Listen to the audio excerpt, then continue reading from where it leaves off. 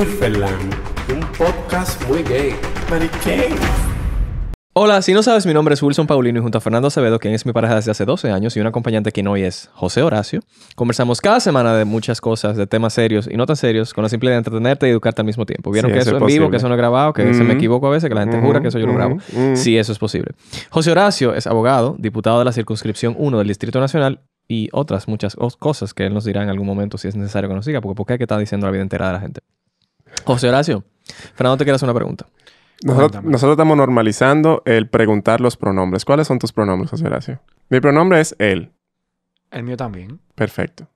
¿El mío? Él. No, el mío hoy es cosa chula. Ese es mi pronombre de hoy. José Horacio, tú fuiste electo diputado de la circunscripción 1 del Distrito Nacional. Fuiste el más votado, de hecho. Que fue así que... Y... Te quisieron quitar tu... Sí. Arrebatar tu corona. Eso fue intenso. ¿Cómo se llama esto? La bandana. La bandana. Tu corona y tu bandana, pero no lo permitimos. Y... Literalmente, no lo permitieron. Sí, claro.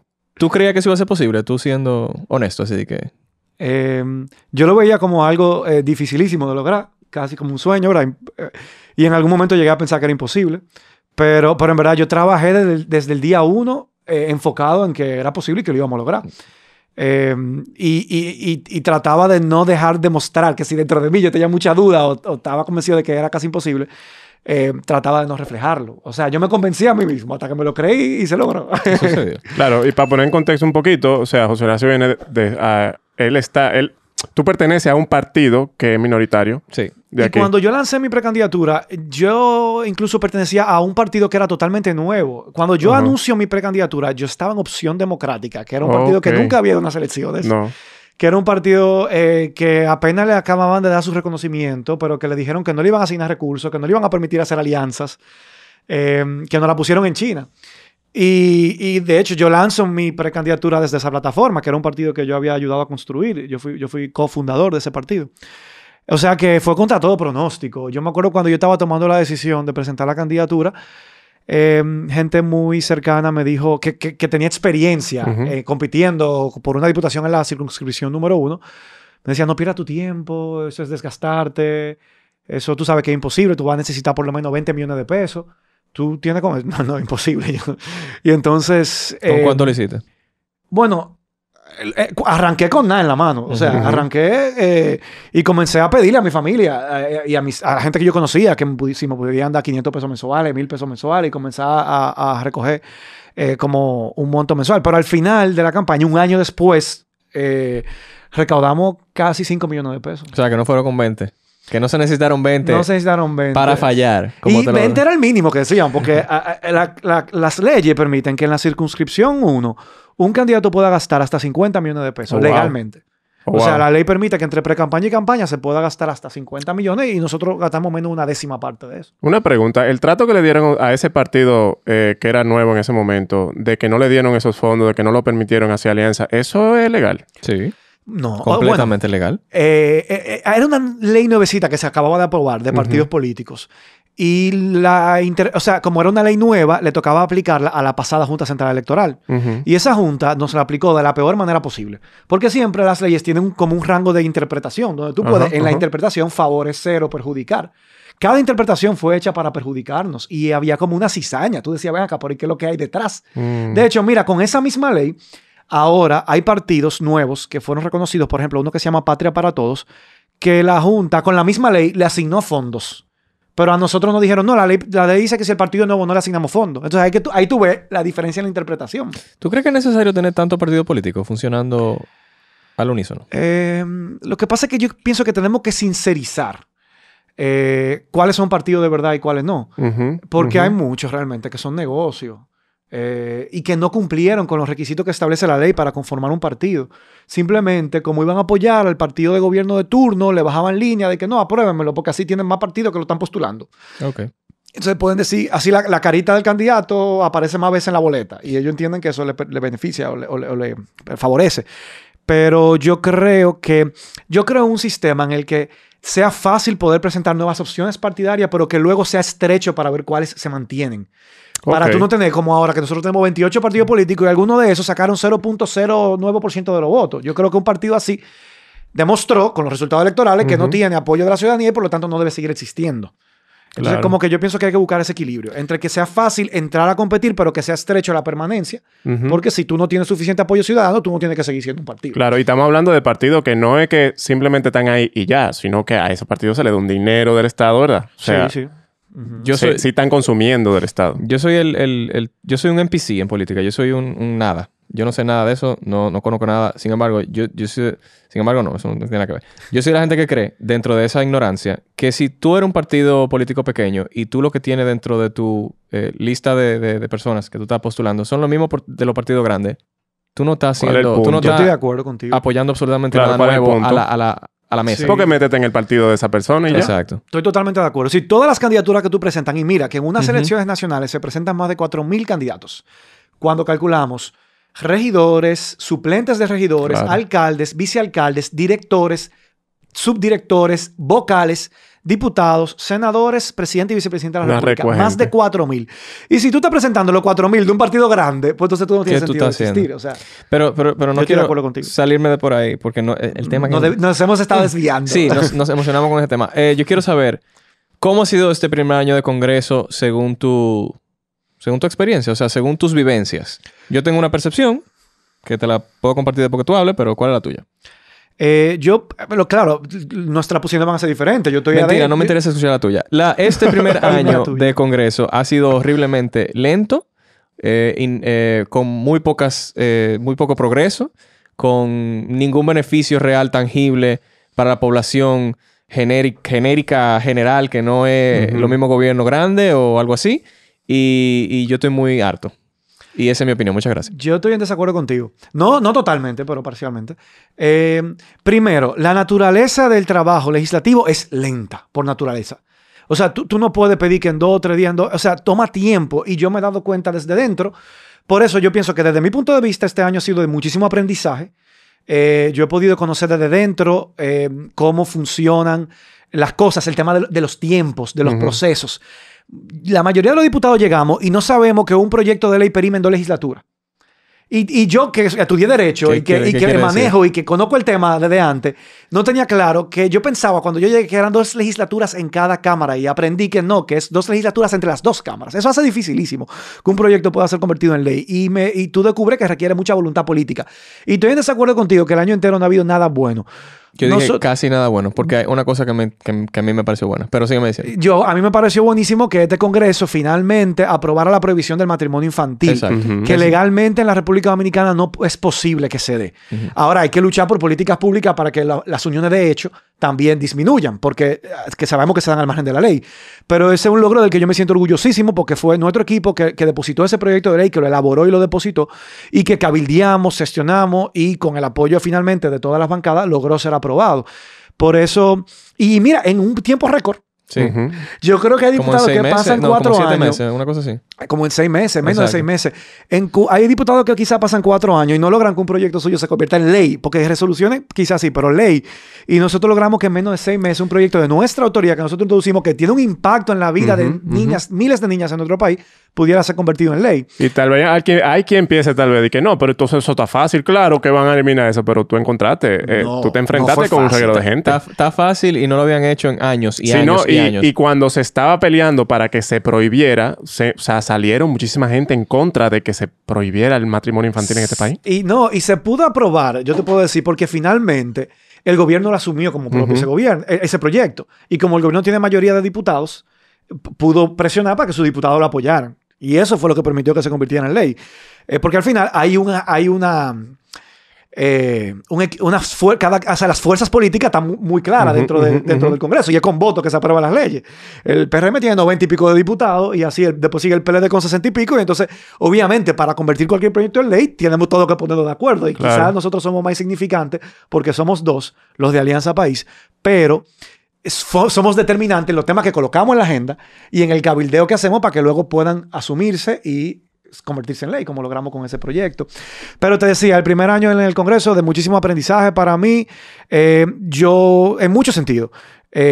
Y es verdad que las cosas toman tiempo y eso puede frustrar. Pero es normal en todos los parlamentos del mundo. Porque, oye, reunir el consenso de gente tan diferente, de tantos lugares del país, con un pasado, como con una trayectoria tan distinta una de otra en tantos aspectos, es difícil lograr que se pongan de acuerdo, que nos pongamos de acuerdo y que podamos finalmente convertir en ley los proyectos, pero el reto que tenemos es lograrlo. Claro. Pero a mí me resulta muy complicado entender qué beneficio le encontraban esa gente que estaba en contra de prohibir el matrimonio infantil, porque las había. Primero, la principal diferencia es que habían quienes no lo identificaban como matrimonio infantil, porque entienden que una joven de 15 años no es una niña. Y que por lo tanto, había esa... Y yo creo que había una diferencia generacional. Uh-huh. O sea, quienes somos más jóvenes lo veíamos clarísimo quizá, pero quienes son más adultos entendían que ustedes no pueden llamar... Aquí ellos decían, en este país no hay matrimonio infantil porque la infancia es hasta los 12 años. Uh-huh. Y entonces, que 13, 14 años ya son de matrimonio infantil. Entonces, ya de ahí de entrada que es un matrimonio adolescente y que es otra cosa y que no sé qué. Y entonces... La diferencia era que estaban algunos propugnando porque haya dispensas a partir de los 16 años. O sea, ahí era que estaba el tranque. Y nosotros decíamos no, o 18 o nada. Claro. Y entonces a mí me llegaron a pedir aparte de que, mira, ese proyecto lo podemos aprobar bien rápido, pero tú tienes que ceder. Porque si no, no se va a aprobar. Tú tienes que aceptar que se apruebe en 16 años. Así tú ganas, nosotros ganamos y todo el mundo gana. Y yo le dije, no. O sea, qué pendejo. O sea, yo le dije, no, porque estamos en lo mismo. Espérate. O sea, había gente que conscientemente y con lógica y con sentido común te decían... Si tú vamos a permitir que sean 16, porque es que se necesita que sean 16 años. Exacto. O sea, y el argumento de ellos eran ¿cuál? Que hay jóvenes que sí se quieren casar. No, el argumento principal es... Porque al final estamos hablando de una realidad social. Ajá, y las realidades sociales pueden ser complejas. Claro. Ellos decían, por ejemplo, si una chica de 16 años queda embarazada... Uh-huh. Y es para que no esté sola y para que no esté por ahí. Que le conviene mejor que se case porque tigre. entonces se muda con el tigre y entonces el tigre atiende al muchacho, no sé qué. Y qué mejor que ese niño nazca en un matrimonio. Que la chica te... Vaya que matrimonio. Y qué mejor que demos educación sexual para que no salga preñada a los 16 años. Gracias. Estamos de acuerdo. Y no son excluyentes. Y no ¿verdad? estoy diciendo que esa realidad no existe, como tú dices. Claro. Estamos claros. Pero ¿por qué no abogar o Pero pensar? o sea, te lo explico para que tú entiendas un poco Sí, los yo sé. argumentos No del contigo que yo debate. estoy quillado, no contigo que yo Los argumentos del debate. Y nosotros nos mantuvimos muy firmes. Y dio brega. Dio brega. Pero se logró. Y para mí eso me da muchísimo orgullo. Claro. Sí. Sí, claro, porque como quiera. O sea, una muchacha tiene que esperar a sus 18 años para comprar cigarrillos en el colmado. No se lo van a vender a los 16, se supone, ¿verdad? Y para consumir alcohol. Y para Exacto, votar. claro. Para elegir a las Pero no autoridades.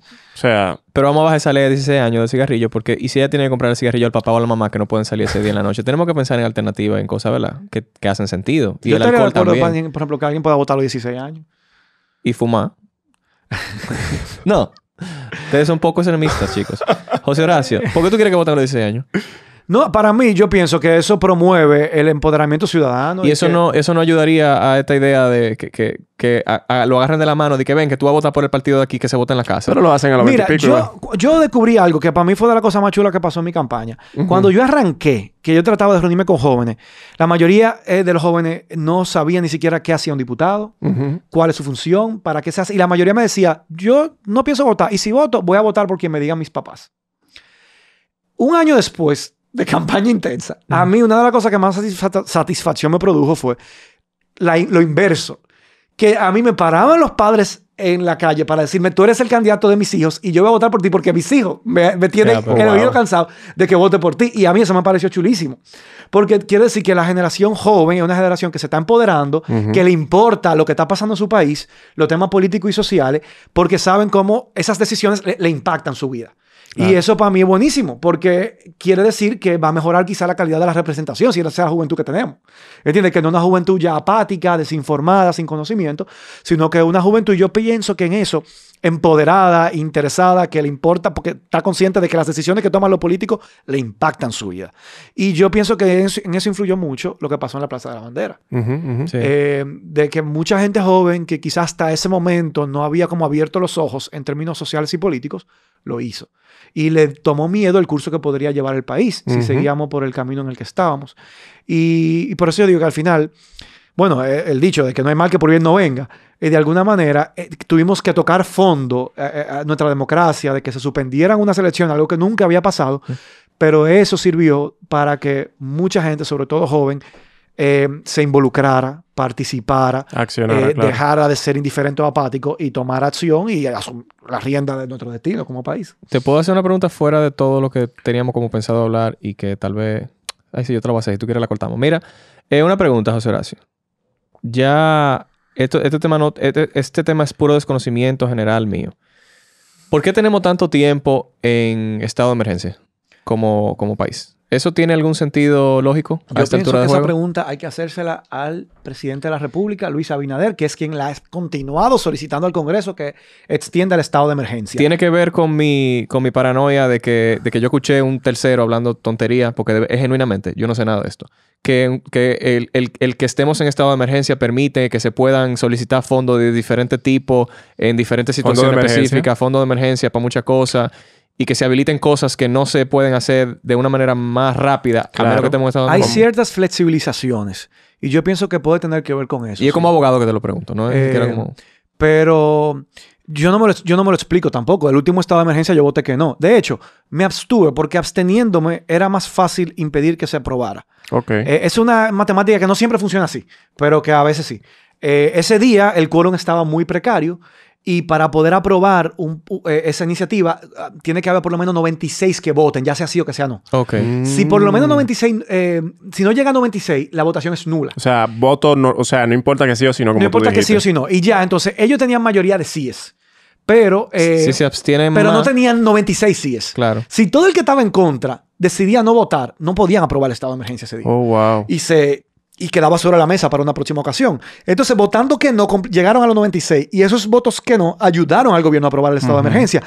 Porque al final fue con 99 votos que se aprobó. Bastaba que 4 de los 10, de los 15 que votaron que no, de los 19 que votaron que no, hubieran decidido, déjame abstenerme. El estado de emergencia no se aprobaba. No pasa ese día. Yo ese día aposté a eso. Claro, pero eso no siempre funciona así, porque a veces la gente dice, ay, votaste que no, le hiciste el juego al gobierno. No, depende. Esta mañana, por ejemplo, se aprobó un préstamo. Nosotros estábamos en contra de ese préstamo y ellos tenían votos de sobra. Entonces, por lo tanto, yo me abstenía y no ayudaba nada a evitar que se aprobara porque los votos sobraban. Por lo tanto, nosotros votamos que no. Y así queda constancia en el resultado de la votación que nosotros estábamos en contra. Pero cuando el quórum está precario, que anda por los 95, 96, 97 diputados presentes, abstenerse es más efectivo para evitar que sea aprobado. Con el estado de emergencia la última vez pasó eso. Todos los partidos de oposición votamos en contra. Solamente el PRM votó a favor. Y muchos PRMistas en privado, aparte, me decían, ya yo no estoy de acuerdo con el estado de emergencia. Pero imagínate, eso es lo malo de ser oficialista. Que como es su partido, el que lo está pidiendo, es Sí, su pero- gobierno, ellos entienden que tienen que votar que sí. Sí, pero eso, ellos piensan así con eso, pero por ejemplo con las 3 causales no dieron porque con eso. con la 3 causal el partido no le ha dicho instrucciones de cómo votar. Gracias. Con eso sí. ¿Entiendes? Gracias. Sí, Y clarísimo. entramos a un tema rico que a mí me encanta. Rico. Que es eso del oficialismo, el que sé yo qué, el que sé yo cuánto. Ujú. Tú como una persona que pertenece a un partido, ¿a ti no te parece, a falta de una mejor palabra, y lo siento si te pongo en un mal lugar, ridículo el que alguien tome una decisión en base al partido general, aunque vaya en contra de sus principios? No, a mí eso no me parece ridículo.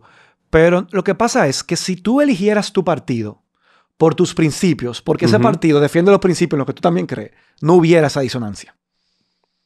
Ese es el problema, que aquí la gente no se aglutina en un partido porque, promueve los principios en los que yo creo. Se aglutina en un partido siguiendo un caudillo o siguiendo la posibilidad de llegar al poder.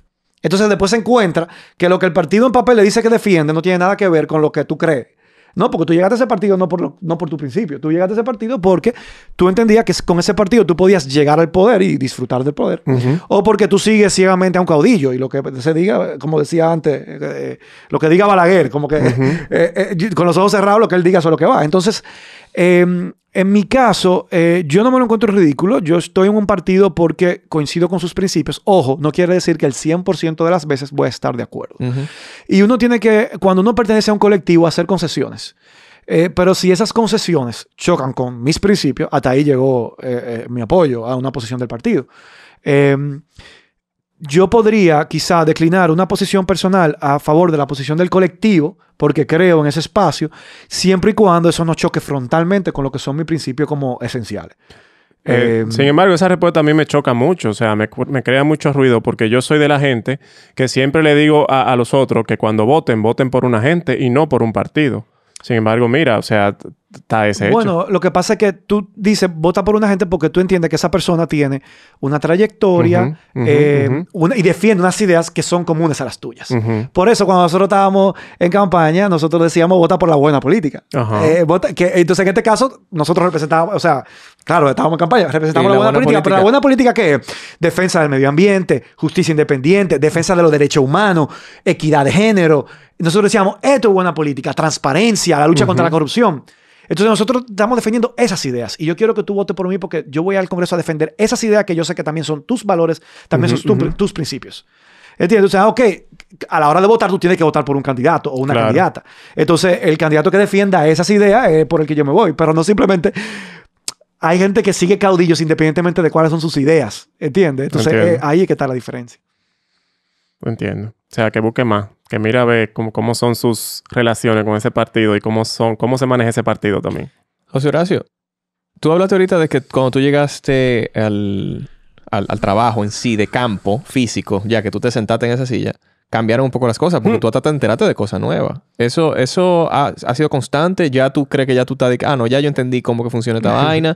¿Te han tomado sorpresa todavía a esta altura? ¿Cómo ha sido todo ese proceso? Hubo cosas que fueron de sorpresa. Hay incluso hasta manejos que están relacionados con el reglamento de la Cámara, con el funcionamiento, algunos procedimientos parlamentarios que uno tiene que conocer en el camino. Pero yo no creo que ya yo me las sé todas. Okay. O sea, uno está más prevenido, hay detallitos que uno oye, que uno dice, no, espérate, si este me está diciendo esto por tal cosa, que al principio yo no caí en cuenta. Pero yo creo que uno nunca llega a un punto en el que uno dice que ya me las sé todas. Uno siempre tiene que estar atento, uno siempre sigue aprendiendo. Y yo solamente tengo 1 año y hay gente que tiene hasta más de 30 años. Entonces yo creo que ese proceso de aprendizaje es constante y... Eso. Ve acá, tú llegaste a ver la serie House of Cards. Sí. Es así que se maneja la vaina. Bueno, adentro. yo pienso que quizás eso está un poco exagerado, pero hay componentes de eso que uno encuentra. O sea, sí hay juego de ajedrez y de todo. Sí, hay muchos bisexuales asesinos ahí. Trabajando. Constantemente. No he conocido ninguno, pero... No sé si asesino, pero sí hay muchos bisexuales. Eso lo dije yo en Es que hay que tiene... Por mera estadística... Tiene que haber un reguero. Como un 40%. Claro. O sea, no sé si un 40%, pero por mera estadística tiene que haber muchísimo que no se sabe. Un 40%. Sí. Entre queer y bisexuales y bugarrones. De todo. Un 40%. Mira, José Horacio, el Código Penal. ¿Qué es lo que es con el Código Penal? Ay. Quincy. Hay una comisión bicameral. Ustedes saben que yo formo parte de esa comisión. Tú estás hablando en... una comisión alemán. Bicameral significa que antes se estaba discutiendo cada cámara por separado. Los diputados lo conocían, lo aprobaron, lo enviaron al Senado y el Senado lo conocía. En esta fase, como el proyecto perimió, quiere decir que se cae. Tiene que reiniciarse el proceso. O sea, que lo que la Cámara de Diputados aprobó ya no... Tiene que aprobarlo de nuevo, ya no vale. Como reinicia de cero, se conformó una comisión que está integrada tanto por senadores como por diputados. Pero es el que no sabe de qué estamos hablando. ¿Qué es lo que es con el proyecto del Código Penal, Fernando? El Código Penal tuvo unos... Menos palabras, mucho menos palabras. Es que no sé cómo explicártelo en menos palabras. Una ley que iba a beneficiar a todo el mundo en todos los sentidos y que iba a haber igualdad. ¿Verdad? ¿Esa es? No precisamente. No, el Código Penal establece todo lo que en este país se considera como una infracción penal, que es sancionada, quiere decir que está prohibida. O sea, ahí está todo lo que es robo, violencia, asesinatos, tráfico de droga. Heavy. Y había uno chulo. O había uno que no estaba tan completo. Y no, está la situación de las mujeres que abortan. Son... ahora mismo, ¿qué estado tienen? El código tiene más de 400 artículos. Y trata, señores, muchísimas cosas. Hasta el tema de crímenes de guerra, crímenes de lesa humanidad, tortura. Todo lo que se considera como un delito o penal que debe conllevar cárcel o multas. Entonces... ¿Ese código penal que hicieron? ¿Lo queríamos aprobar? Quería modernizarlo. Sí, porque el que está actual vigente es de 1884. Exacto. Entonces hay delitos que hoy en día se cometen que no están contemplados propiamente en el código. Exacto. Entonces se estaba actualizando, modernizando, ya estoy entendiendo todo mejor. A nuestros tiempos. Y eso conlleva una discusión muy amplia. Exacto. Querían pasarlos huyendo. No, mira, la Cámara de Diputados duró 9 meses en comisión discutiendo ese código. Y discutiendo artículo por artículo, debatiendo. Hizo vistas públicas, escuchó a todo el mundo. Ajá. Pero ¿y por qué a última hora? Se aprobó en primera lectura. ¿Y por qué a última hora de que hubo unos cambios que no sé qué sé yo cuánto y que... En primera lectura se aprueba. Ajá. Y yo solamente estaba en contra. Bueno, había detallitos que uno decía puede mejorarse, esto aquí, esto allá. Pero así como muy fuerte, yo estaba en contra de que el código mantuvo la penalización absoluta del aborto. Quiere decir que no incluyó las causales. Exacto. Entonces yo hice un informe disidente para que las causales fueran incluidas. El informe fue rechazado, el código fue aprobado en primera lectura. Eso volvió a la comisión. Porque, ¿qué quiere decir primera lectura? Para que la Cámara apruebe un proyecto de ley, tiene que aprobarlo 2 veces. Se tiene que leer y aprobar en 2 ocasiones. Porque como una ley, las leyes son importantes, es una forma como de que no se cometan errores. Estamos claros. Exacto. Entonces, cuando se va a conocer en la segunda lectura, la comisión propone correcciones y cambios. Mantuvo fuera lo del aborto. En el estudio de la comisión en segunda lectura, un grupo de diputados fueron a tratar de recortar, podar, mochar, mutilar el código. Porque en donde sea que se hacía alusión a la orientación sexual, ellos querían que invisibilizarlo, como que eso no existiera. ¿Y dónde se mencionaba? Porque un código penal tiene que hablar de orientación sexual. La parte más importante era en el artículo que tipifica la discriminación como un delito. En la República Dominicana, discriminar es un delito y está penado por la ley. En este código, en la propuesta que se introdujo, se establecía una serie de motivos por los cuales se podría discriminar y eso constituiría un delito. Discriminación es un trato diferenciado que tú le hagas a una persona que socave su derecho o le coarte el acceso a disfrutar de un servicio, de un bien, y que esa diferencia de trato se basa en su edad, en su color de piel, en su origen étnico, en su nacionalidad, en su creencia religiosa, en su pertenencia o no a un sindicato, a una organización sindical, en su ideología política. O sea, todos esos son posibles motivos de discriminación. Y el código que se introdujo, que lo depositó Alfredo Pacheco y que se aprobó en primera lectura, incluía la orientación sexual como un motivo de discriminación. Cuando estábamos en la comisión, yo sugerí en la primera lectura que además de orientación sexual se agregara la identidad de género. Yo les expliqué, porque muchos diputados, o casi todos, no entendían la diferencia entre orientación sexual e identidad de género. Eso fue rechazado, porque no se entendió la diferencia. Y se entendía que era lo mismo. Y ellos entendían que si se hablaba de orientación sexual, la identidad de género estaba incluida. Yo hice el intento, no se logró incluir. Pero... Muchas gracias. Pero se rechazó, pero se mantenía la orientación sexual. Y bueno, eso era lo más importante, porque era un paso de avance. Expresamente, el actual no lo incluye, pero el actual es de los años 1800. Fueron a la comisión a tratar de que eso fuera sacado. La Comisión de Justicia, integrada por 15 diputados, ahí peleamos para que eso se mantuviera. Y también se hacía alusión a la orientación sexual como un agravante de diferentes delitos. Por ejemplo, del homicidio. No solamente la orientación es un agravante. Agravante quiere decir que la pena sería mayor si la víctima pertenece a un grupo que pueda considerarse vulnerable o vulnerabilizado. Entonces, por ejemplo, el mismo homicidio es agravado, por ejemplo, si es contra una mujer embarazada. Claro. El homicidio es agravado si es contra un niño o niña adolescente por su estado de vulnerabilidad. El homicidio es agravado cuando es contra una persona con discapacidad. Por ejemplo, cuando es contra un diputado, es agravado. Cuando es contra el presidente de la República, contra un ministro, porque ejerce una función pública que hace que si tú lo matas, se vea agravado. Claro. Entonces, uno de la larga lista de motivos que constituyen una agravante de discriminación era la orientación sexual. Y la única que eliminaron fue esa. Claro. Qué conveniente. Solamente eliminaron esa. Y también lo eliminaron como un agravante en el delito de tortura. Si tú torturas a una persona por pertenecer a la comunidad LGBT o por su orientación sexual, que era como decía, ya deja de ser un agravante. Y el otro tema que también es que los pájaros joden mucho porque los pájaros quieren derecho de más. Pero ojo, en la Comisión de Justicia, que está integrada por 15 diputados y que no se caracteriza por ser diputados progresistas ni liberales, eso se mantuvo.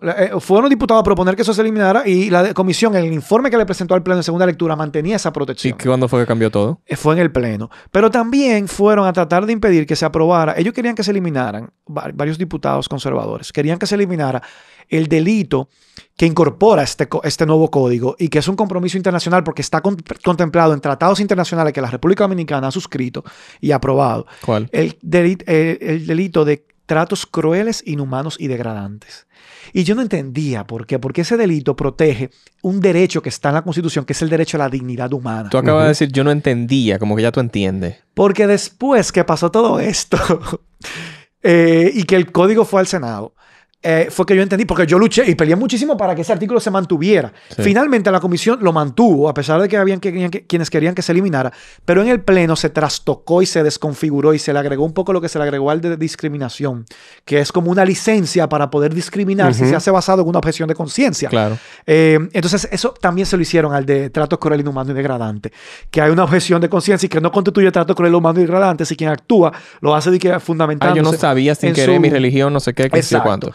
Y después entendí que en otros países se ha considerado que las terapias de conversión constituyen una forma de tratos crueles, inhumanos y degradantes y que por lo tanto están prohibidas y penalizadas. Claro. Yo entendí después que el afán y la insistencia de algunos diputados de eliminar ese delito era precisamente, o bueno, supongo, hago la deducción de que era por eso, porque ese delito lo que protege es la dignidad humana y yo decía en la comisión, pero señores, así como se castiga el homicidio cuando tú matas a otra persona, ¿por qué? Porque la Constitución protege el derecho a la vida. Asimismo, si se viola la dignidad humana, tiene que haber un tipo penal que lo castigue y que establezca una sanción, porque la dignidad humana es un derecho fundamental sobre el cual se basa toda la teoría, o sea, todo el derecho de los derechos humanos se basa en el concepto de la dignidad humana, de que todas las personas somos iguales en dignidad y en derechos. Y la propia Constitución tiene un artículo donde le da a la dignidad humana una dimensión mayor, porque dice que la Constitución se fundamenta, el Estado se fundamenta en el respeto a la dignidad humana. Entonces nosotros no podíamos eliminar eso como un delito. Entonces te pregunto, José Horacio, ¿tú crees que hay una agenda de personas conservadoras y antiderecho dentro del... Yo no creo, no. Yo lo sé. Y la he visto en acción. Es que ha sido bien evidente. Esa agenda. Sí. La he visto en acción y en ejecución de algunos legisladores que están muy pendientes de cada uno de estos temas para evitar que se puedan ampliar los derechos, para evitar que todas las personas se les garantice una igualdad plena ante la ley. Y que tienen una aversión hacia las personas de la comunidad LGBT. Sí. Eso yo no lo creo, eso yo lo he visto. Y esa deducción que tú sacaste, o sea, tiene su fundamento. Aquí hay negocio de conversión, a lo que le llaman unos campamentos ahí muy fabulosos religiosos que hasta mandan de otros países para acá. Hemos traído pastores que te convierten a heterosexual si tú... Por ejemplo. Si hay tú un quieres. documental en Netflix sobre ese tema que está muy bueno. Pray Away, ¿qué se llama? Pray Away, ajá. Sí. Que bueno, tal vez ustedes han hablado ya de él aquí, pero aprovechamos para recomendárselo. No. Pero precisamente ese tipo de ¿verdad? De prácticas se hacen aquí y se cobran. O sea, eso se maneja un dinero. Eso es un negocio. Me imagino que muchos grupos que están en esos negocios no quieren que eso se elimine.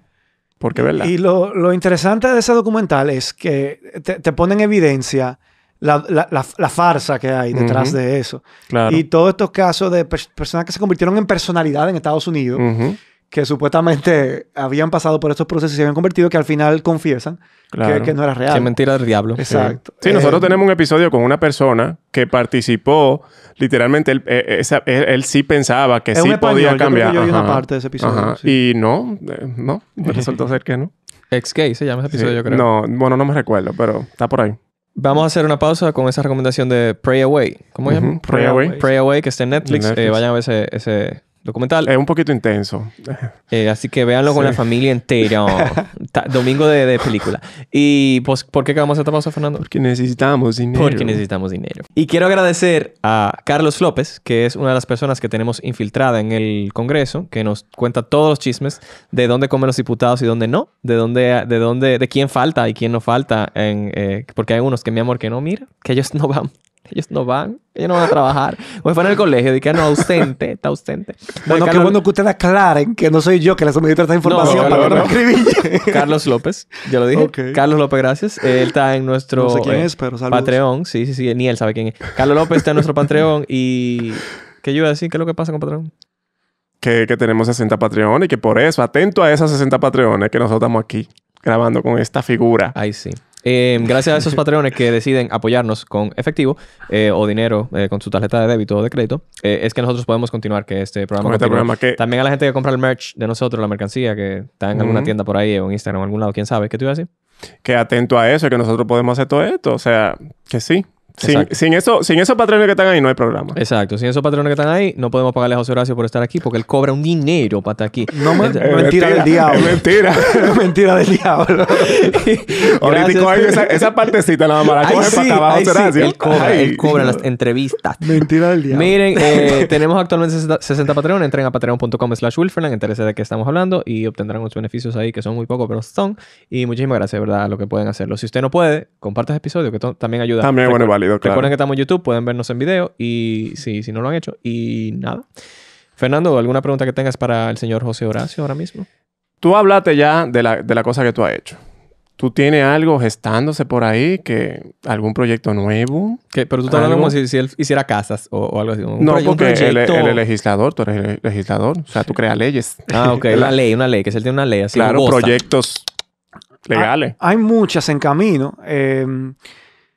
Estamos trabajando un proyecto de ley para establecer una sanción más fuerte para los funcionarios electos que no hagan su declaración jurada de bienes. Claro. Porque actualmente hay sanciones que están muy definidas para los funcionarios designados, pero para los electos no.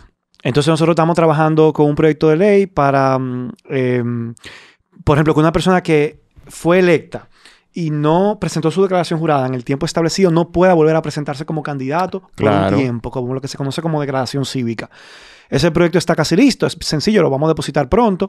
Estoy trabajando con el proyecto de ley de teatro que se me ha retrasado, pero sigo ahí revisándolo, dando algunos toques. Yo estoy apoyando un proyecto que no es de mi autoría, pero que he estado apoyando. Lo depositó Ivania Rivera y Magda Rodríguez de trabajo doméstico remunerado. Que es uno de los compromisos internacionales que tiene la República Dominicana con la OIT. Estoy trabajando... estoy comenzando a trabajar, porque estamos comenzando a trabajar con un proyecto también de modificación a la ley de residuos sólidos. Tuvimos una primera reunión donde de ahí espero que salga, comencemos a trabajar en un borrador. Porque es una ley importantísima, pero que se aprobó después de 15 años, pero que dejó fuera muchas cosas importantes. Lo que más es trabajo. Y hay muchos proyectos que no son de mi autoría, pero que con los que uno se encuentra y uno se tiene que fajar a bregar con ellos. Como el que yo he estado trabajando mucho de referendo constitucional aprobatorio y referendo consultivo, porque yo presido esa comisión que lo está estudiando. Bueno, por ahí también, ahorita cuando tú dijiste que hay un proyecto buenísimo, no sé qué, yo pensé que tú te referías al proyecto de ley de igualdad y no discriminación. Háblame ese proyecto de eso. perimió. Ok. ¿Qué quiere decir eso? Que murió. Que murió. O sea, que tendría que ser reintroducido porque ya... Después que pasan 2 legislaturas, si no se toma ninguna decisión y ya el proyecto fue tomado en consideración por la Cámara, quiere decir que se colocó en agenda y se envió a comisión, el proyecto se cae. Entonces ya la comisión no sigue apoderada porque perimió. ¿Y cuál fue ese? El de igualdad. El proyecto de ley general de igualdad y no discriminación. O sea que no hay ley de igualdad y no discriminación. No hay proyecto depositado. El que estaba depositado cayó. Entonces nosotros estamos trabajando. Yo he conversado con Magda Rodríguez, he conversado con el propio Juan Dionisio, que lo había introducido en primera instancia, con Aide López, para ver qué... O sea, perimió porque no había voluntad política de que sea aprobado. Tenía más rechazo que apoyo. Entonces, al final, en la política, para lograr las cosas, hay que sentarse a negociar. Entonces, ¿qué cosa quizá se puede...? Lo mismo que hicieron contigo con lo del embarazo, tú vas a tener que hacerlo ahora con lo de la ley de igualdad. O lo otro es esperar que pasen los años y que no pase nada.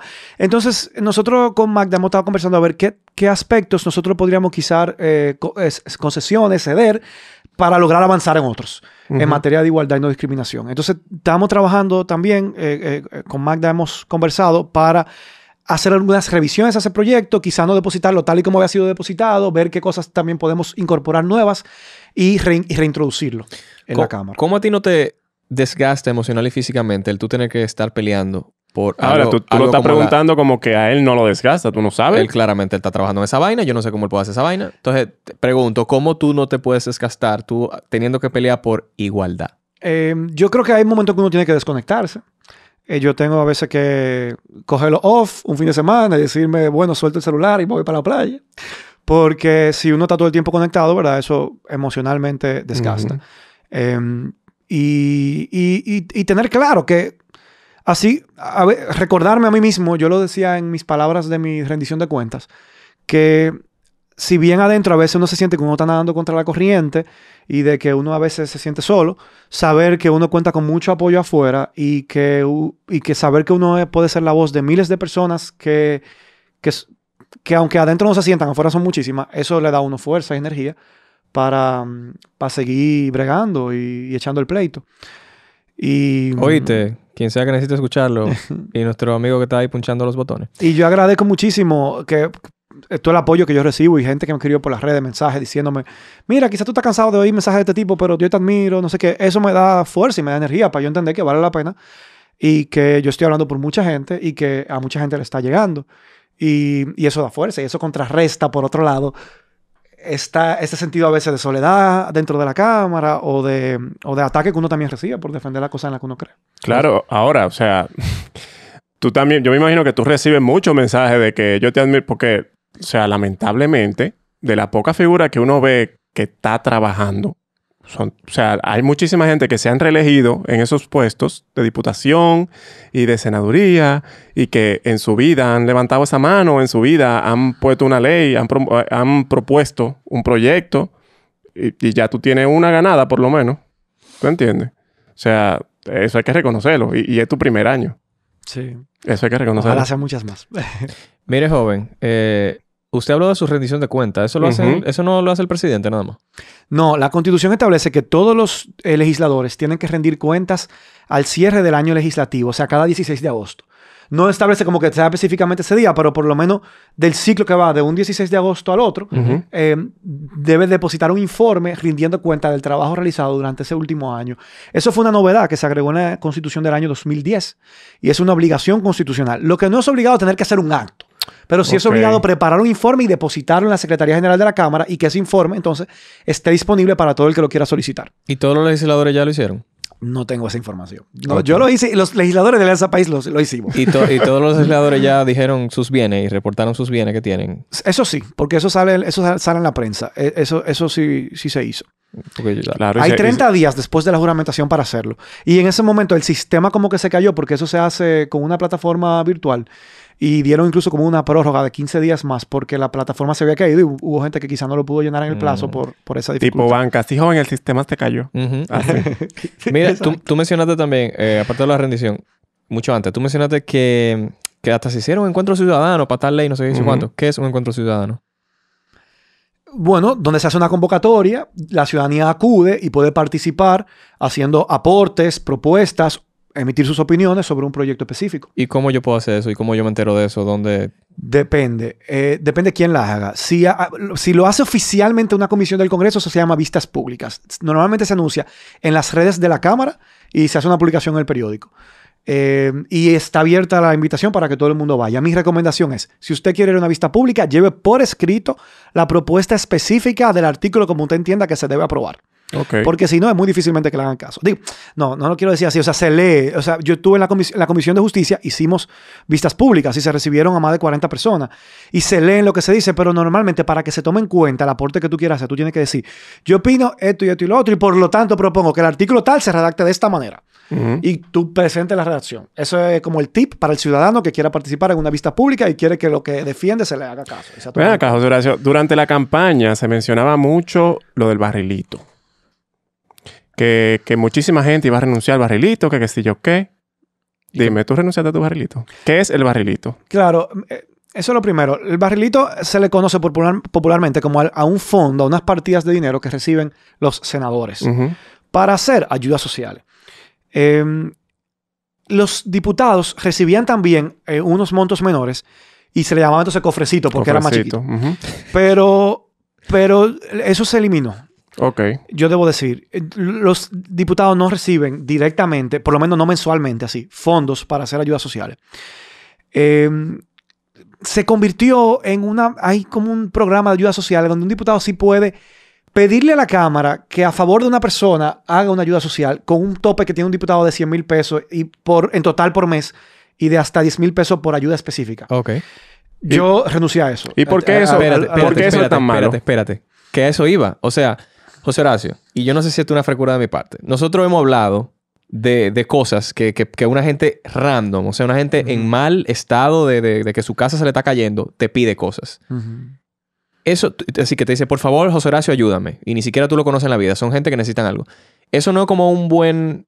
Y yo no estoy a favor del barrilito en el que sé cuánto, pero el que haya una institución, que sé yo cuánto, del Estado que ayude, ya eso no facilita un poco más transparentar pero eso. ¿cuál debe ser esa institución del Estado que facilite? No lo sé. ¿Debe ser el Congreso Nacional? No creo. Que según la Constitución de la República está para legislar y fiscalizar. Sí, no creo. Entonces, claro, ahí uno se encuentra ante ante ese conflicto. Ok. Nosotros como equipo en mi oficina lo debatimos al inicio. Porque dijimos, oye, esos no son fondos que nosotros vamos a administrar. Esos son fondos que la Cámara directamente va a erogar a una persona que nosotros sabemos que lo necesita. Ok. Y nosotros tuvimos ese debate. De que ahora no lo están dando, sino como que están haciendo un filtro ante la gente para que crean y yo le digo, que no. mira, denle a fulano que necesita tanto. Y entonces directamente le hacen el cheque a fulano. Sí. Pero nosotros tuvimos este debate. Y tuvimos que tomar una decisión. Claro. Y para nosotros fue más importante mantener la coherencia de lo que hemos sostenido antes de llegar al Congreso. Ok. Yo fui ante el Congreso Nacional con Eric Ortiz, que fue candidato a diputado en la circunscripción 2 del distrito, y rompimos a hachazo un barrilito frente al Congreso. Porque entendemos que eso fomenta el clientelismo político, porque entendemos que eso crea una desigualdad entre los incumbentes y los que aspiran a competir. O sea, los incumbentes son los que ocupan el cargo y los competidores, cuando quieren ser candidatos para reemplazarlos, crea una desigualdad porque los competidores están con dinero público haciendo ayudas sociales durante 4 años y el candidato no tiene esa ventaja. Claro, porque hay que recordar que ese dinero público, se hace toda una fanfarria también alrededor de yo te estoy regalando esta casa, pero esos cuartos no vinieron del bolsillo. Ahora de esa vamos a tener una discusión como sociedad. Si entendemos que al Congreso le vamos a dar esa función, pues entonces lo asumimos. Pero yo entendí que era más importante, como diputado nuevo que gané haciendo buena política y que quiero mantener, parte de hacer buena política, ser coherente, que era más importante, aunque yo entendía que no era tal cual como lo que siempre se ha criticado, que era más importante poder mantener plena coherencia. Y por eso no estamos... Mira que en algunos momentos me he cuestionado y he dicho, conche, le fuera muy bueno poder disponer y ayudar a una persona que yo he visto en algún sector que tiene una casa que se está cayendo y que le entra agua cada vez que llueve y con esos fondos poder ayudarle. Pero... ¿Qué pasa con ese dinero que tú renunciaste? No, eso es parte del presupuesto de la Cámara y quien administra el presupuesto de la Cámara es el presidente. O sea que tiene ese dinero disponible para otras necesidades de la Cámara. No sé, eso ya... Pero al final se supone que hay organismos que tienen que ver con eso. O sea, ¿por qué entonces esos organismos no lo trabajan? Exacto. Entonces hay organismos que deberían dar respuesta a eso. Y hay muchos en el Estado, porque hay muchos que están duplicados, que están para eso. Y yo pienso que habría que crear el mecanismo de poder referirlo hacia esas instituciones del Estado, que forman parte del Gabinete de Políticas Sociales del gobierno, que tiene fondos para apoyar a gente con temas de vivienda, con temas de salud, con temas de diferentes índoles de necesidades sociales. ¿Los regidores todavía tienen...? También, los regidores tienen. Y de eso no se habla casi. Se le encanta criticar a los diputados, pero los regidores... No, los regidores, mi amor. Y no se habla. ¿Verdad? Ese tema se silenció. Casi. Pero yo pienso que esos fondos deberían estar destinados para mejorar la calidad del trabajo legislativo. Porque en muchas ocasiones a mí me ha pasado que a mí me gustaría contar con asesores porque se ven muchísimos temas de los que yo no soy experto. Yo quisiera poder contratar a un economista que esté apoyándome para conocer muchos de los temas que se conocen en la Cámara que tienen que ver con economía, que si el presupuesto nacional, que si préstamos que se van a tomar, que yo no tengo cómo poder contar con un economista porque no puedo pagarlo. Claro. Y que yo pienso que la Cámara debería contar con recursos para que por lo menos los bloques o lo idealmente cada legislador pueda contratar asesores. En materia medioambiental, por ejemplo. Para mí es un tema del que yo tengo mucha sensibilidad, pero yo no soy un técnico ambientalista. Que para veces nosotros hacemos, por ejemplo, un descenso, una visita a una empresa minera. A mí me están enseñando todo muy bonito, pero pueden haber detalles que un técnico que me acompañe pueda ver, que me permita a mí poder rendir un informe que diga oportunidades de mejora o cosas que tal vez no se están haciendo bien y que yo no veo porque yo no tengo ese ojo. Yo lo que soy abogado. Yo sé que tú... y no con ganas de que tampoco tronchar la idea de que deberían de apoyar monetariamente para que ese tipo de cosas sucedan. Sin embargo, me llega a la cabeza el tema. ¿Tú todavía estás recibiendo el que uno pueda donar a tu campaña de algún tipo? Si existe campaña, no sé cómo llamarlo ni siquiera. O ya no se puede. En este momento no lo tenemos abierto, pero podría ser que para causas puntuales lo hagamos la convocatoria. Ok. Sí, pero nosotros no. Nosotros tuvimos recibiendo donaciones durante la campaña, pero ya luego que terminó, incluso luego tuvimos continuado porque tuvimos 12 días en la Junta y cada día de eso en la Junta costaba dinero porque aunque todo el mundo era voluntario, nosotros le garantizábamos que la gente tenga su comida, cualquier refrigerio, porque se pasaba un día entero guayando la yuca ahí. Y eso tenía un costo. Pero no, en este momento no. Sí se puede dar la oportunidad de que quizá para alguna causa puntual nosotros hagamos una convocatoria abierta de poder No lo veo recibir donaciones. Te lo menciono y no Sí. lo veo descabellado porque hay gente que no conoce o no tiene otro mecanismo y se siente incluso que está ayudando cuando aporta a causa. Sí. Incluso una cosa de que ay, me olvidé, 100 pesos mensuales, me quité de ahí, qué sé yo Exacto. cuánto. Sí. Y ayuda al que alguien sí esté Ayuda. atento a eso, el que sí esté como cayendo atrás de eso. Yo sí lo veo muy descabellado porque estamos hablando de funcionario público. O sea, eso se va a poner... eso trae muchísimas cuestionantes. Como que ¿quién está dando ese dinero, por ejemplo? Sí. ¿Para qué fines él está dando ese dinero en realidad? Es importante Tal vez. transparentarlo. Claro. Y hay que destacar que un diputado, un senador, es un funcionario público, pero muy sui generis. No administra fondos públicos. Ujú, ujú. Bueno, los senadores administran el barrilito. Pero, por ejemplo, los diputados, nosotros, salvo el presidente de la Cámara, que se administra el presupuesto de la Cámara, Ok. no administramos fondos públicos. Nosotros solamente recibimos nuestro salario y hacemos nuestro trabajo.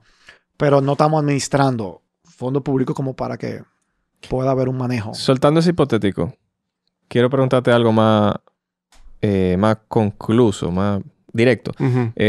Sobre todo porque nos quedan 10 minutos nada más. ¿Por qué? No, perdón. ¿Tú piensas, José Horacio, que tú te vas a reelegir en el 2024? Yo dije por qué porque ibas a otra pregunta, pero no era porque era... Mira, yo no sé hoy. No, la canción dice Yo no sé mañana. Yo no sé mañana. Ujú. No, yo no sé hoy. Bueno, y mañana tampoco.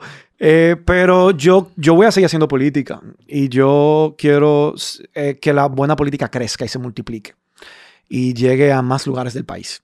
Donde tengamos mejores representantes en la Cámara de Diputados tomando mejores decisiones defendiendo los derechos de todo el mundo. Ujú. Y en eso yo voy a estar trabajando para las elecciones del 2024, que están a la vuelta de la esquina, porque ya el año que viene estamos a 2 años, o sea, pasa rapidísimo el tiempo.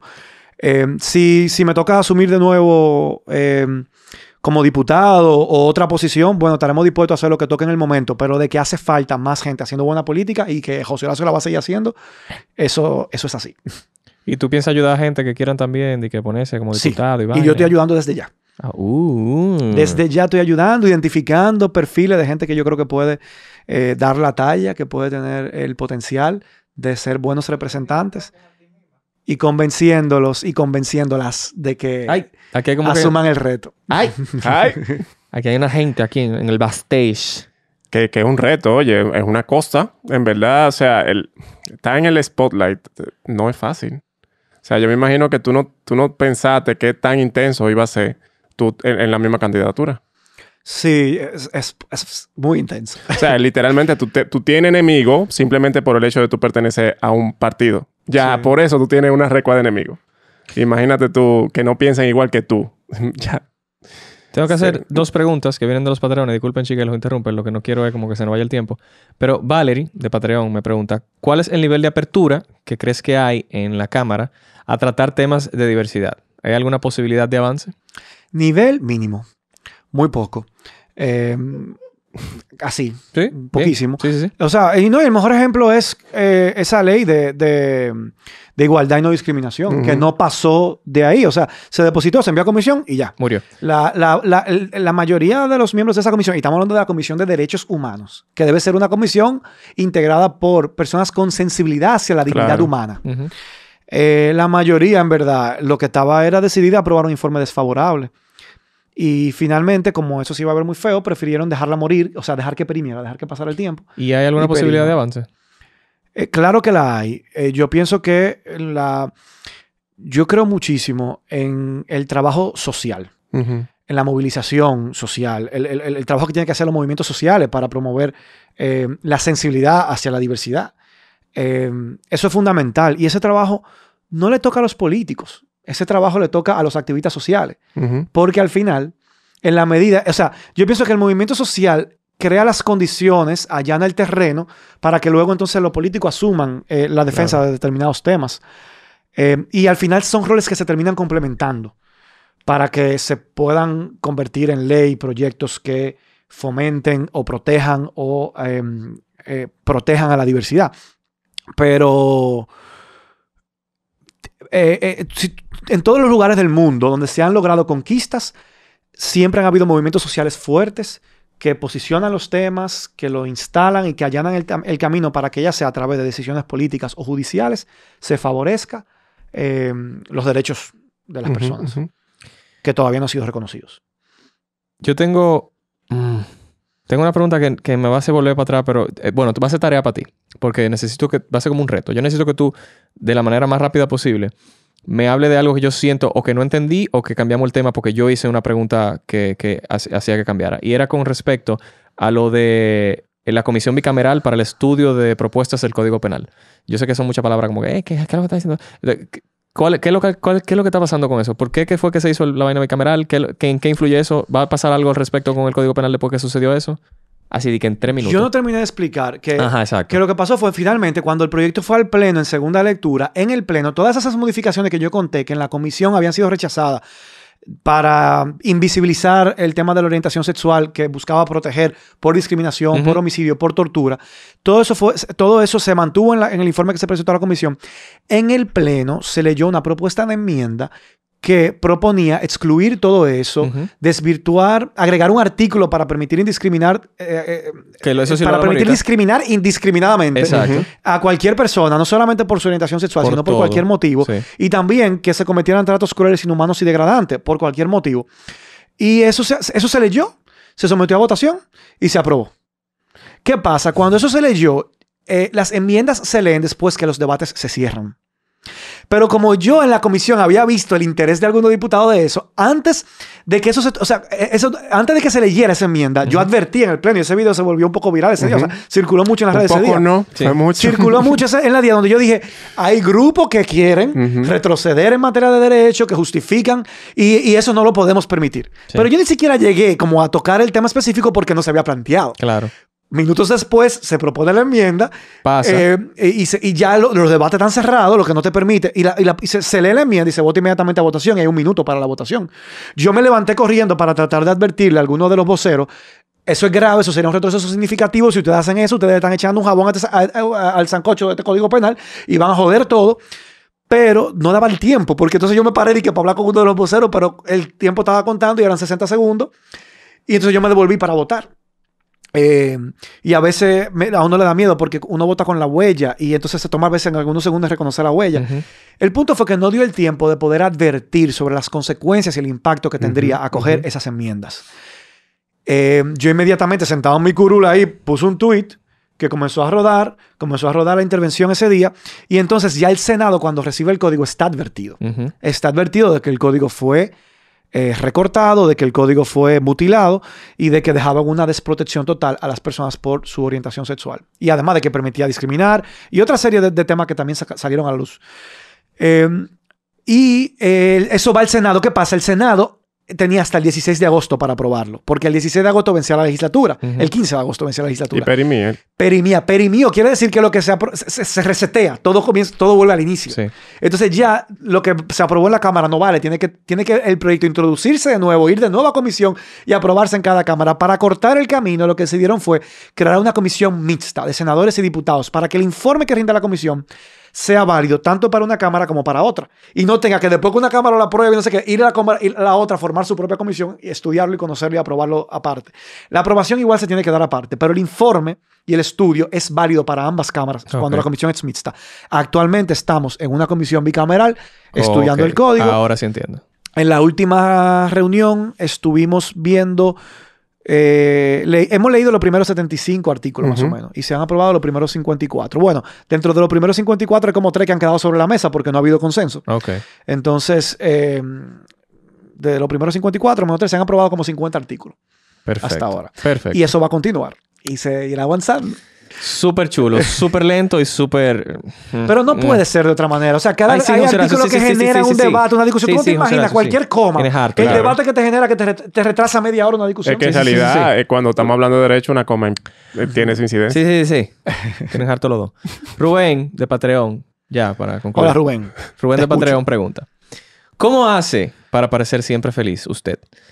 Cuando asumo que los ataques profesionales y sobre todo personales deben ser constantes. ¿De qué se nutre? ¿En qué se apoya? ¿Qué rutinas le dan paz? Pero yo me siento halagado que me digan que yo parezco siempre feliz. Pero es verdad. ¿Es verdad? Tú siempre estás como contento. Tú como... No, porque... Al menos tranquilo. Te nota tranquilo. Estoico. Pero es que... porque, bueno, Nicole me ve en mi día a día. Yo siempre me veo feliz, Nicole. Sí. En el día a día. Aunque no esté aquí en un programa hablando con la gente. Se le dijo que sí, hermano. Se le dijo que sí. No sé, porque, a ver, uno no siempre está feliz. Claro. Se habló de parecer, de parecer. ¿Por qué tu hipocresía? No, mentira. Porque no, es que no, ni siquiera... a mí, yo lo que le digo es gracias por ese halago que siempre reflejo No, eso, es que José Horacio, no ni siquiera di que tú siempre estás riéndote. Es que tú te ves como siempre como tranquilo, relajado. Aunque te acaban de robar el celular, tú te ves como que, bueno... Bueno, mira cómo tú hiciste esa historia de que a ti te robaron tu celular y tú estabas riéndote. ¿O no? Bueno, pero 5 meses después, ese día estaba muy quillado. Yo no sé, yo lo dije ahorita, que tú me preguntabas que cómo sí, yo hago tú dijiste para... que tú te desconectas los fines de semana. No todos. Algún fin de semana puedo lograr para desconectarme un poco, depende, no todos. Esa es una cosa que tú haces. Sí, yo siento que está muy intenso. Digo, señores, este fin de semana bloquéenlo. Yo me voy para la playa, suelto el celular y estoy como chilling y tranquilo. Pero... a veces se pone muy intenso, como la rutina, y no necesariamente... Mira, con lo de los ataques yo creo que uno se va como acostumbrando, porque al principio eso afecta a uno es un ser humano, y cuando uno ve que le están como atacando y atacando duro. Pero yo me acuerdo que yo tuve una semana donde hubo 3 temas diferentes que yo sentí como que por temas muy diferentes uno de otro, por lo cual salieron noticias falsas de que yo había dicho o votado de una manera que no era cierta. Por ejemplo, temas tan variados como de que la inscripción... la reinscripción de los colegios, el pago de reinscripción en los colegios. Y dijeron en la noticia que yo había votado en contra de la ley que prohíbe la reinscripción. Y comenzaron a atacarme para decirme que yo estoy en contra de las familias porque tú no sabes lo duro que pone una familia en pagar un colegio privado cuando tiene 3 hijos. Y yo dije, pero señores, y salió en un medio digital que yo había votado en contra y no era verdad. ¿Y tú no le echaste un boche? ¿Le jalaste las orejas? Pero esa misma semana fueron como 3 temas diferentes. También dijeron que yo estoy a favor. O sea, dijeron que yo era el autor de un delito de crímenes de odio. Y ojo, ese es un tipo penal que debe existir y que existe en muchos países del mundo. Pero habían dicho como que yo había sido el que lo había propuesto y era mentira. Eso lo propuso el Ministerio de la Mujer. Y como que salieron como 3 temas juntos uno tras de otro y yo me sentí abrumado de que por muchos lados sentía, por mucho frente, como muchos ataques.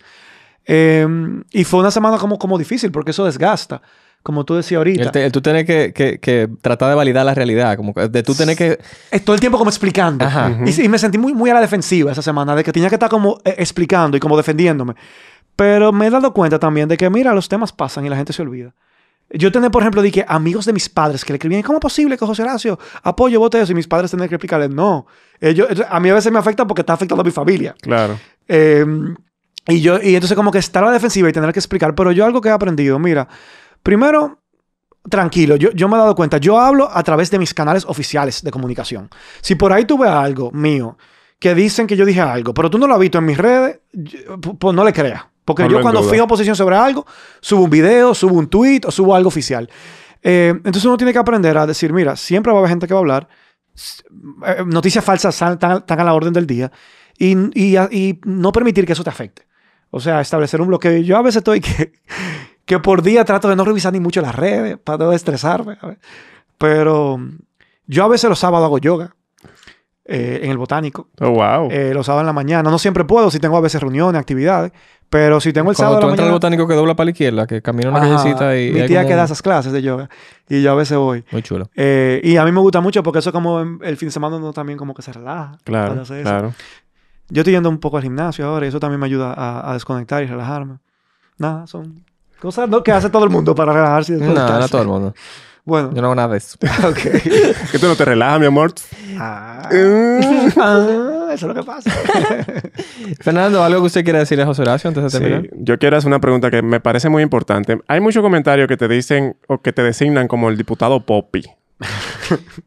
¿Tú entras a los barrios, José Horacio? Claro que sí. Sí. Sí. O sea, tú no puedes hacer política y decir que no entra a un barrio. ¿Por qué? Porque tú estarías desconectado de la realidad. Y un político es un representante del pueblo. Y para tú poder representar al pueblo, tú tienes que conocer al pueblo. Ok. Y a veces me dicen, dicen como que yo soy diputado de la zona Poppy. Y en la circunscripción uno también hay muchos barrios. Hay muchos sectores. Muchos barrios, sí. Populares, pobres también. Uh-huh. Hay de todo. Y yo pienso que un buen representante tiene que estar conectado y en contacto con todos los sectores de su circunscripción. Así que sí, claro que yo entro a los barrios. Yo conozco los barrios de la capital. ¿Y tú, José Horacio, algo que tú quieras decir antes de terminar? Agradecerles por la invitación, decirles que estoy sumamente contento. No me mareé. Estamos personal porque yo había estado antes aquí, pero no es lo mismo hacerlo de Zoom, que no es chulo. Está mareando. No, decirle que sigan haciendo este trabajo. A mí me encanta el trabajo que ustedes hacen porque esto ayuda muchísimo como a reflexionar sobre ideas. Esa es la idea, sí. Y eso está de todo. Así que sigan así. Oyeron Patreons, oyeron gente. José Horacio, gracias. No me queda más. Gracias por aguantarme mi Sí, malo ánimo, bitchiness. mi bitchiness, mi jodedera, mi... Yo te quiero igual. Oh. Yo hablando mierda, ustedes saben que yo voté por ese señor que... Y defendiste los votos. Claro, sí, ahí sí. claro. Ahí sí. Y por más que yo lo relaje, él sabe que uno... Es difícil para mí, yo no sé cómo siempre lo logra. Y de verdad, gracias José Horacio. Te lo estoy diciendo aquí porque no te lo puedo decir en la cara, pero me voy a poner a llorar. Gracias José Horacio por lo que tú estás haciendo por todos nosotros porque es frustrante, man. Y si no fuera por gente como tú, esto estaría muy darks. Gracias, man, de verdad. ¿Y qué más? No, ¿algo más, Fernando? Yo creo que está todo dicho. Gracias, Fernando. Gracias, José Horacio. Gracias, Wilson. Y escuchen el podcast, compártanlo, ríguenlo en los grupos de política, en los grupos... si usted está en el grupo del colegio, riegue esto, que en el grupo del colegio siempre como que se ponen a chimear mucho de política, vaina. No sean egoístas. Compartan este episodio. Restríguenle la cara que existe la buena política a todo el mundo también, que hay gente todavía que dice que no. Y escuchen a Sigún con Carlos Sánchez, que es otro podcast de la familia de Oyete Esto, para que no se aburran, si después de este no tienen nada que hacer. Y pásenla bien. Pásenla bien. Bye.